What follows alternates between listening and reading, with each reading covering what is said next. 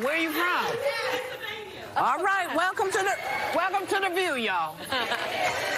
So, Democrats descended on Iowa yesterday for the caucus, and things didn't go, according to plan. There was a glitch in an app which was supposed to tally results, and it still got us waiting to see who won. And, of course, the candidates have all said they won. Take a look. So we don't know all the results.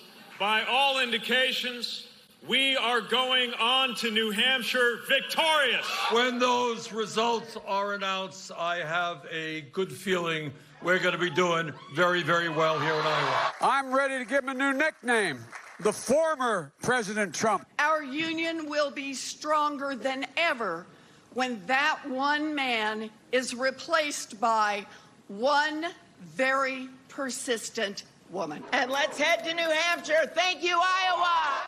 So given all the chaos surrounding this, I mean, it doesn't really matter who ends up winning. Will Iowa be able to recover from this? Of course they will, because this is not the first time this has happened. The Republicans went through had a bit of a problem also. But, of course, who doesn't know his history had no idea that this is not the first time this has happened. But, Mayor Pete's coming here. He's going to be here next week, I believe. I think this Thursday. Thursday. Thursday. Oh, this Thursday. Tomorrow. Oh, I thought it was next week. No. Mm-hmm. Thanks, Brian.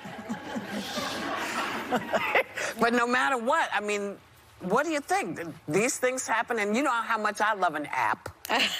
These things do happen in the sense that Iowa has a clumsy history of getting, like, Rick Santorum ended up winning and it was declared Mitt Romney in 2012. But what they don't normally do is have no results at all. I have to say, last night I was waiting, like everyone, at 9 o'clock with my husband, waiting for things to come in. And then it was 10 o'clock and it was 11 o'clock and I was like, I got a show tomorrow. I got to go to bed. Like, I don't know what's going on. And this is a disaster, and Iowa should completely remove themselves from the caucus in general and turn into a primary next election cycle, because they clearly can't handle the responsibility and the gravity of this. All the staffers and politicians who have gone to Iowa and spent millions of dollars, left their families, campaigned, gone to this state because they believe in the first-in-the-nation caucus status, to have this happen, it's a load of garbage, and I'm done with it. And I'm completely done with it, and I think that it does a total disservice to all the candidates who have campaigned so hard. And now the person who benefits the most is Bloomberg, because he's removed himself from the early state primary process. Everybody won last night except Jimmy Carter. I know.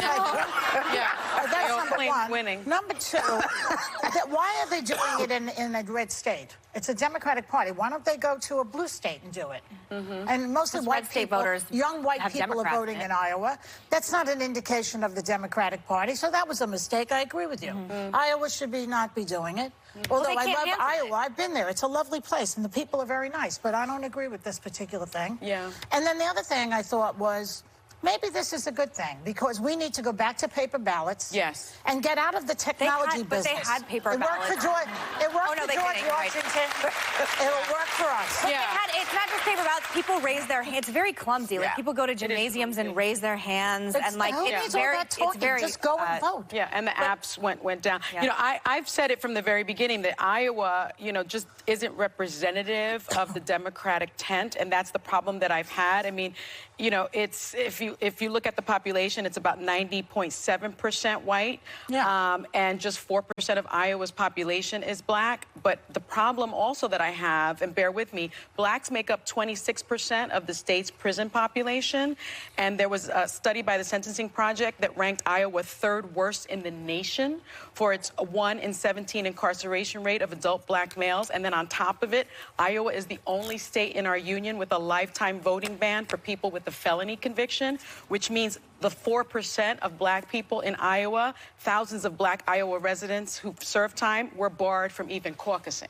So it just seems to me, if the Democratic nominee can't win without the 30, in 30 years, a Democratic nominee without black support can't win, why the heck are we, as Democrats, or people, in Iowa? It just doesn't make any kind of sense. Well, so because the thinking was, when it was basically all white people voting, was that it was fine.